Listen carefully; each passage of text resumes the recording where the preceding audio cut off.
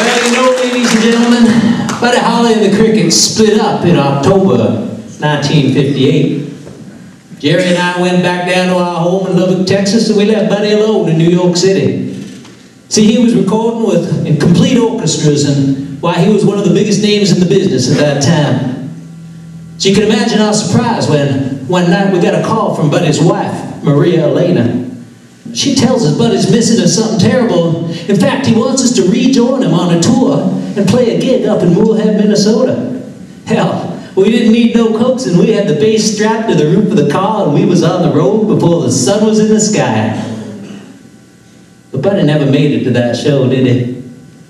You see, he'd been traveling all winter in a beat-up old school bus. Didn't have no heat. They was lighting fires outside to keep warm every time it broke down. Buddy was feeling sick, he was feeling tired, he was feeling lonely. And so one night, he decides, just before the show in Minnesota, in fact, that he's gonna rent a plane using the money from his own pocket. Just before midnight, he hops into that plane with his two good friends, Ritchie Valens and the Big Bopper, and they take off into a snowy sky. The plane crashed a couple of minutes later, just a couple of miles out of town. Killed every one of them. You know, Buddy Holly was only 22 years old when he died. His entire recording career had been a little bit more than 18 months. Yet today, you can hear Buddy Holly's songs played in countries around the world.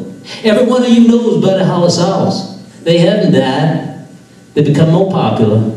And everybody gets to know that Buddy Holly has been one of the biggest influences on rock and roll music that there's ever been.